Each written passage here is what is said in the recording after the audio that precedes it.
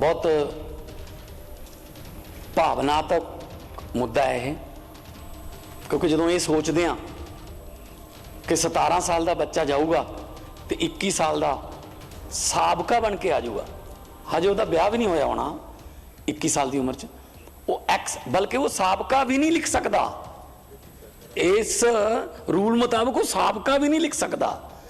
कोई उन्होंने कोई कंटीन चों, फौज की कंटीन अक्सर अपने फौजियों की टेक केयर करती है, दवाइयाँ होर बहुत कुछ ग्रोसरी सारा कुछ, वो कंटीन च भी नहीं जा सकता। 17 साल का जाऊगा, 17.5 साल का 3 महीने की ट्रेनिंग होगी, 21 साल का साबका बन के आ जाऊगा।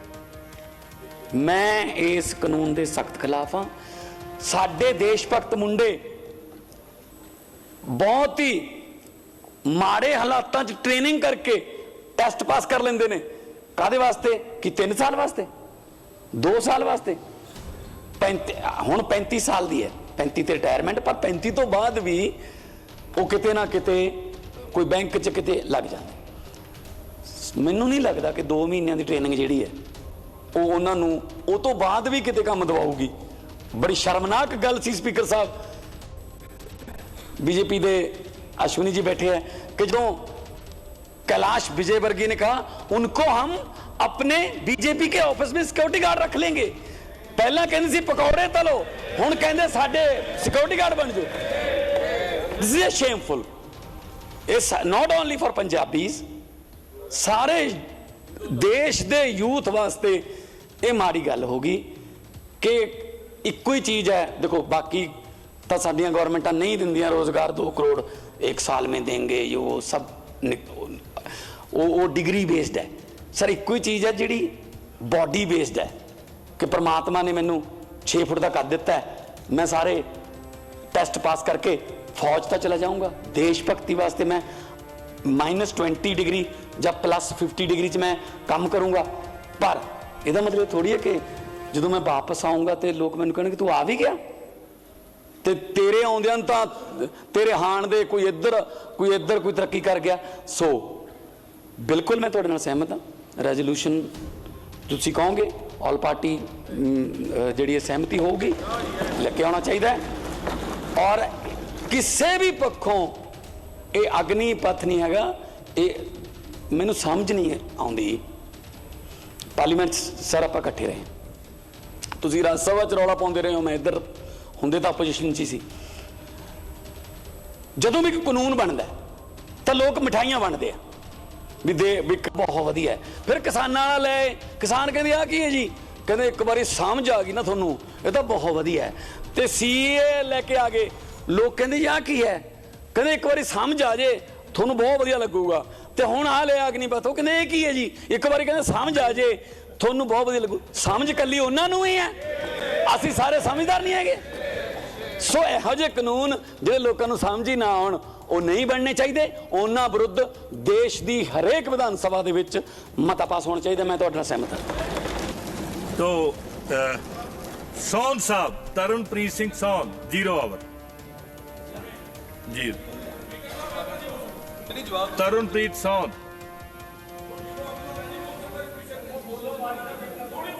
ਤੁਹਾਨੂੰ ਬੁਲਾਵਾਂਗੇ ਮਹਾਰਾਜ, ਤੁਹਾਨੂੰ ਬੁਲਾਵਾਂਗੇ ਤੁਸੀਂ ਇਹ ਤੇ ਮਤਾ ਆਏਗਾ ਮਾਨਯੋਗ शर्मा जी सुनांगे शर्मा जी सुनांगे।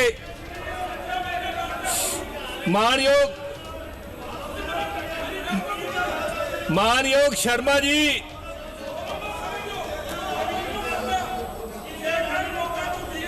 तुसी हुण स्पीकर नूं बोलण दिओगे, तुसी हुण स्पीकर नूं बोलण दिओगे?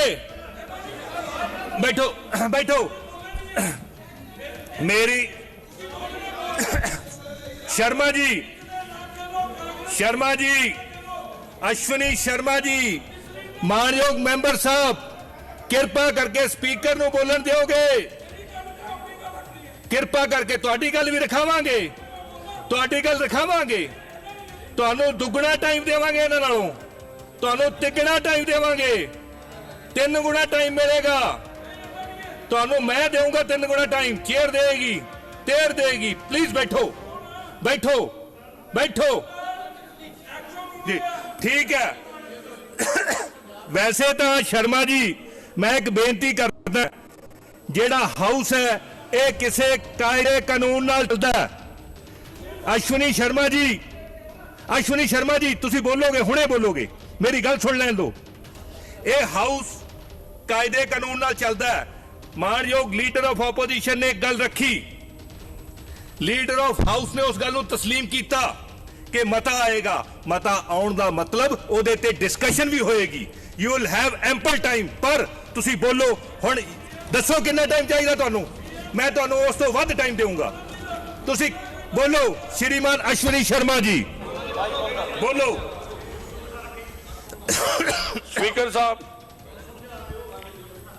ਸਪੀਕਰ ਸਾਹਿਬ ਤੁਹਾਡੀ ਆਗਿਆ ਦੇ ਨਾਲ ਲੀਡਰ ਆਫ ਆਪੋਜੀਸ਼ਨ ਨੇ ਜਿਸ ਸ਼ਬਦਾਂ ਨਾਲ ਖੇਲਿਆ, ਇਹ ਦੱਸਤਾ ਦਿੰਦੇ ਕਿ ਇਹ ਅਗਨੀਪਥ ਦੇ ਅੰਦਰ ਇਹ ਕਮੀ ਹੈ। ਕੇਵਲ ਵਿਰੋਧ ਲਈ ਵਿਰੋਧ ਕਰਨਾ ਇਹਨਾਂ ਦੀ ਮਜਬੂਰੀ ਹੈ। ਇਹਨਾਂ ਦੇ ਧਿਆਨ 'ਚ 24 ਹੈ। ਇਹਨਾਂ ਨੂੰ ਪਤਾ ਕਿ ਅਗਰ ਇੱਕ ਸਕੀਮ ਠੀਕ ਨਾਲ ਚੱਲ ਗਈ ਤੇ 29 ਵੀ ਗਿਆ। ਕਾਰਨ ਸੁਣੋ ਧਿਆਨ ਨਾਲ, ਜਰਾ ਇੱਕ ਵਾਰੀ ਸੁਣ ਲੈਣਾ। 17 ਸਾਲ ਦਾ ਬੱਚਾ, ਇੱਕ ਮਿੰਟ ਸੁਣ ਲਓ ਨਾ, 17 ਸਾਲ ਦਾ ਬੱਚਾ ਜਦੋਂ 10ਵੀਂ ਕਰਦਾ ਹੈ, ਜਦੋਂ ਕਾਲਜ 'ਚ ਜਾਂਦਾ ਹੈ, ਸਭ ਤੋਂ ਜ਼ਿਆਦਾ ਬੋਝ ਉਸ ਵੇਲੇ ਪਰਿਵਾਰ ਤੇ ਪੈਂਦਾ ਜਾਂ ਨਹੀਂ ਪੈਂਦਾ? ਇਹ ਤੇ ਵਿਚਾਰ ਕਰੋ। ਸਰਕਾਰ ਕੀ ਕਹਿ ਰਹੀ ਹੈ? 4 ਸਾਲ ਦੀ ਟ੍ਰੇਨਿੰਗ ਦੇ ਅੰਦਰ ਹਰ ਸਾਲ 3 ਮਹੀਨੇ ਦੀ ਛੁੱਟੀ ਹੈ। ਉਹ ਕਹਿ ਰਹੇ ਨੇ ਕਿ ਅਸੀਂ ਤੁਹਾਨੂੰ +2 ਵੀ ਕਰਾਵਾਂਗੇ। +2 ਵੀ ਕਰਵਾਏਗੀ।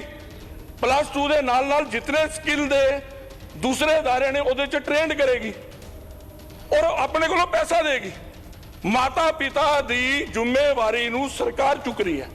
ਔਰ ਉਸ ਤੋਂ ਬਾਅਦ ਜਦੋਂ ਟ੍ਰੇਨਿੰਗ ਸਮਾਪਤ ਹੋਏਗੀ 25% ਬੱਚੇ ਜਿਹੜੇ ਸਿੱਧਾ ਫੌਜ 'ਚ ਜਾਣਗੇ। ਉਹਦੇ ਇਲਾਵਾ ਜਿਹੜੇ ਅਲੱਗ-ਅਲੱਗ ਸਕਿੱਲ ਦੇ ਅਦਾਰੇ ਨੇ ਉਹਦੇ 'ਚ ਜਾਣਗੇ। ਨੇਵੀ ਉਹਨਾਂ ਨੂੰ ਅਲੱਗ ਲਏਗੀ। ਉਹਨਾਂ ਦੇ ਕੋਲ ਇੱਕ ਅਫਸਰ ਆਇਆ ਸਵਾਲੰਬੀ ਬਣਨ ਦਾ। ਮੈਨੂੰ ਦੱਸੋ 21 ਸਾਲ ਦਾ ਕਿਹੜਾ ਬੱਚਾ ਜਿਹਦੇ ਹੱਥ ਦੇ ਅੰਦਰ 47 ਲੱਖ ਰੁਪਏ ਆ ਜੇ? ਉਹਦੇ ਲਈ ਆਯਾਮ ਖੁੱਲੇ ਨੇ। ਉਹਦੇ ਲਈ ਟੋਟਲ ਬਣਾਓ ਉਹਦਾ 21 ਲੱਖ। ਅਰੇ ਆਪ ਉਹਨੂੰ ਟੋਟਲ ਕਰ ਲਓ ਭੈਣ ਜੀ, ਮੈਂ ਤੁਹਾਡੇ ਨਾਲ ਨਹੀਂ, ਮੈਂ ਚੇਅਰ ਨਾਲ ਬੋਲ। ਅਰੇ ਟੋਟਲ ਜੋੜੋ, ਟੋਟਲ ਮੈਨੂੰ ਲੱਗਦਾ ਤੁਹਾਡੀ ਕਿ ਟੋਟਲ ਜੋੜੋ। ਉਹਨਾਂ ਨੂੰ ਜਿਹੜੀ ਪਹਿਲੇ ਸਾਲ ਤਨਖਾਹ ਆ, ਦੂਸਰੇ ਸਾਲ, ਤੀਸਰੇ ਸਾਲ, ਮਾਮਲਾ ਕਿੰਨਾ? 3 ਸਾਲ ਦਾ। 1 ਸਾਲ ਛੁੱਟੀ ਹੈ। ਉਹ ਆਦਮੀ ਆਰਮੀ ਦੇ ਅੰਦਰ ਜਿਤਨੇ ਸੈਂਟਰ ਨੇ, ਕੋਈ ਇਲੈਕਟ੍ਰੋਨਿਕਸ ਦੇ ਅੰਦਰ ਟ੍ਰੇਨਿੰਗ ਕਰੇਗਾ, ਕੋਈ ਕਿਸੇ ਅੰਦਰ। ਮੈਨੂੰ ਦੱਸੋ ਕਿਹੜਾ ਬੱਚਾ ਜਿਹਦੀ ਜੇਬ ਦੇ ਅੰਦਰ 21 ਸਾਲ ਦੇ ਅੰਦਰ ਇਹ ਪੈਸੇ ਆ ਜਾਣ? 24 ਸਾਲ 'ਚ ਤਾਂ BA ਹੁੰਦੀ ਹੈ। 24 ਸਾਲ 'ਚ ਤਾਂ BA ਹੁੰਦੀ ਹੈ। ਲਓ ਫਿਰ 24 ਸਾਲ 'ਚ BA ਹੁੰਦੀ ਹੈ। ਇਸ ਕਰਕੇ ਹਾਊਸ ਨੂੰ ਗੁੰਮਰਾਹ ਨਾ ਕਰੋ। ਠੀਕ ਹੈ, ਪੰਜਾਬ ਦੀਆਂ ਗੱਲਾਂ ਕਰੋ। ਇਹਨਾਂ ਦੀ ਤੇ ਮਜਬੂਰੀ ਹੈ। ਠੀਕ ਹੈ। ਤੁਸੀਂ ਆਪਣਾ ਸਰਦਾਰ ਪ੍ਰਤਾਪ ਸਿੰਘ ਬਾਜਵਾ ਜੀ, ਇੱਕ ਮਿੰਟ ਜੀ, ਕੋਹਲੀ ਸਾਹਿਬ, ਮੈਂ ਮਾਨਯੋਗ ਮੈਂਬਰ ਸਾਹਿਬ, ਤੁਸੀਂ ਚੇਅਰ ਨੂੰ ਐਡਰੈਸ ਕਰੋ। ਬੀਬੀ ਜੀ ਬੈਠੋ। ਕੋਈ ਗੱਲ ਨਹੀਂ, ਬਾਅਦ ਚ ਫੇਰ ਹੋ ਜਾਏਗੀ। ਜੀ ਜੀ ਸਰ ਬੇਨਤੀ ਇਸ ਤਰ੍ਹਾਂ, ਠੀਕ ਹੈ ਜੋ ਅਸ਼ਵਨੀ ਜੀ ਨੇ ਆਪਣਾ ਵਿਊ ਪੁਆਇੰਟ ਰੱਖਿਆ। ਅਸ਼ਵਨੀ ਜੀ ਨੂੰ ਮੈਂ ਗੁਜ਼ਾਰਿਸ਼ ਕਰਨਾ ਚਾਹੁੰਦਾ, ਪਹਿਲੇ ਪੰਜਾਬ ਦਾ ਵਿਊ ਪੁਆਇੰਟ ਸੋਚੋ। 7.8% ਤੋਂ 2.3% ਤੇ ਸਾਡੀ ਭਰਤੀ ਰਹਿ ਜਾਣੀ ਹੈ। ਫਿਰ ਸਾਰੋਂ ਵੱਡਾ ਚੈਲੰਜ ਸਰ ਇਸ ਟਾਈਮ ਜਿਹੜਾ it is against China and Pakistan getting together. ਅਸੀਂ ਕਦੀ, ਤੁਸੀਂ ਮੈਨੂੰ ਦੱਸੋ, ਠੇਕੇ ਦੇ ਸਿਪਾਹੀ ਜਿਹੜੇ ਨੇ ਇਹ ਲੜਾਈ ਲੜ ਸਕਦੇ ਨੇ ਜੀ? ਇਹ ਤਾਂ ਤੁਹਾਨੂੰ ਉਦੋਂ ਪਤਾ ਲੱਗਣਾ ਜਦੋਂ ਬਾਹਾਂ ਫਾਇਰ ਕਿਤੇ ਹੋਣਾ ਤੇ ਭੱਜਦੇ ਕਿਤੇ ਹੋਣਾ ਜੀ। ਇਹਨਾਂ ਬੂਟ ਲਾ ਕੇ ਭੱਜ ਪੈਣਾ। ਇਸ ਟਾਈਮ ਇੱਕ ਮਿੰਟ, ਇਸ ਟਾਈਮ ਸਰ ਦੇਖੋ, ਇੱਕ ਮਿੰਟ, ਇੰਡੀਅਨ 에ਅਰ ਫੋਰਸ ਨੂੰ 42 ਇਸ ਟਾਈਮ ਸਕਾਡਨਸ ਚਾਹੀਦੀਆਂ ਨੇ। ਇਸ ਟਾਈਮ 30 ਸਕਾਡਨਸ ਨੇ ਸਾਡੇ ਕੋਲ ਨੇਵਲ ਸ਼ਿਪਸ 200 ਚਾਹੀਦੀਆਂ ਨੇ, 130 ਨੇ ਸਾਰੀਆਂ ਜੀ।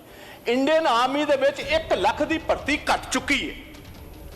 ਜਿਹੜੀ ਇਸੇ ਗੱਲ ਕਾਰਨ ਕਿ ਸਾਨੂੰ ਆਪਣੇ ਜਵਾਨਾਂ ਨੂੰ, ਜਰਨੈਲਾਂ ਨੂੰ, ਅਫਸਰਾਂ ਨੂੰ ਪੈਨਸ਼ਨ ਨਾ ਦੇਣੀ ਪਏ। ਤੁਸੀਂ ਸੋਚ ਸਕਦੇ ਹੋ ਬਿਨਾਂ ਪੈਨਸ਼ਨ ਤੋਂ 4 ਸਾਲ ਵਾਸਤੇ ਕੋਈ ਬੰਦਾ ਦੇਸ਼ ਵਾਸਤੇ ਲੜਾਈ ਲੜ ਸਕਦਾ?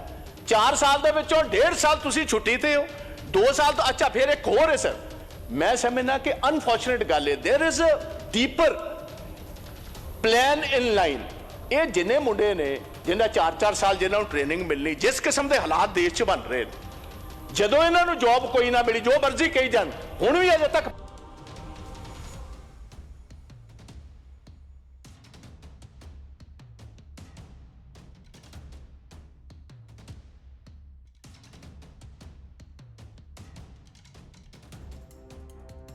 ਬੈਠੇ ਲੋਕ ਜਿਹੜੇ ਨੇ ਅੱਜ ਫਰੌਤੀਆਂ ਦਾ ਕੰਮ ਚੱਲਦਾ ਹੈ, they would be the easiest prey. They are looking for sharp shooters, they are looking for people like them, and ਹੋ ਸਕਦਾ ਕਿ there is a deep rooted conspiracy in this, maybe for a certain section of the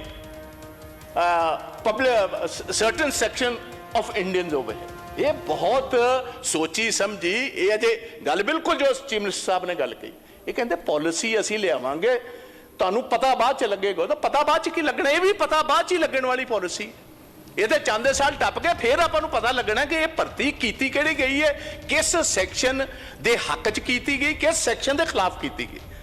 and states like Jammu Kashmir and Punjab have to be very careful ਇਸ ਕਿਸਮ ਦੀ policies ਦੇ ਕਾਰਨ। ਇਸੇ ਗੱਲ ਕਾਰਨ ਮੈਂ ਕਹਿ ਰਿਹਾ ਜੁਆਇੰਟ ਰੈਜ਼ੋਲੂਸ਼ਨ ਲੈ ਕੇ ਆਓ, ਸਾਰੇ ਦੇਸ਼ ਨੂੰ ਸਮਝ ਆਣੀ ਚਾਹੀਦੀ, ਦੁਨੀਆ ਭਰ ਚ ਸਮਝ ਆਣੀ ਚਾਹੀਦੀ, there is a deeper conspiracy to it. ठीक है बाजवा जी, थैंक यू।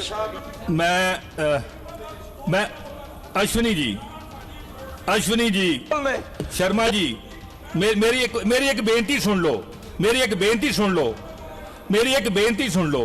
बड़ा महत्वपूर्ण मुद्दा है, ਇਹਦੇ ਤੇ ਲੀਡਰ ਆਫ ਹਾਊਸ ਨੇ ਤੁਹਾਨੂੰ ਐਸ਼ੋਰ ਕਰਤਾ ਕਿ ਮਤਾ ਆਏਗਾ, you will have ample time. ਮੈਂ ਤੁਹਾਨੂੰ ਤੁਹਾਡੇ ਬਣਦੇ ਟਾਈਮ ਨਾਲ 3 ਗੁਣਾ ਵੱਧ ਟਾਈਮ ਦੇਵਾਂਗਾ, ਇਹ ਹਾਊਸ ਦੇ ਵਿੱਚ ਪ੍ਰੋਮਿਸ ਕਰ ਰਿਹਾ ਤੁਹਾਨੂੰ। Yes, you will get triple time. ਪਰ ਹਾਊਸ ਕਿਸੇ ਕਾਇਦੇ ਨਾਲ ਚੱਲਦਾ। ਮੈਂ ਮੁੰਡਿਆ ਆਪਣਾ ਤਰਨਪ੍ਰੀਤ ਸਿੰਘ ਸੌਂ ਸਾਹਿਬ ਜਿਹੜੇ 0 ਆਵਰ ਮੰਗਿਆ ਸੀ ਜੀ। ਮਾਨਯੋਗ ਸਪੀਕਰ ਸਾਹਿਬ, ਮੈਂ ਹਲਕਾ ਖੰਨਾ ਤੋਂ ਚੁਣ ਕੇ ਆਇਆ ਜੀ। ਮੇਰਾ ਸਵਾਲ ਹੈ ਜਿਹੜਾ ਆਪਣੇ ਹਲਕੇ ਪ੍ਰਤੀ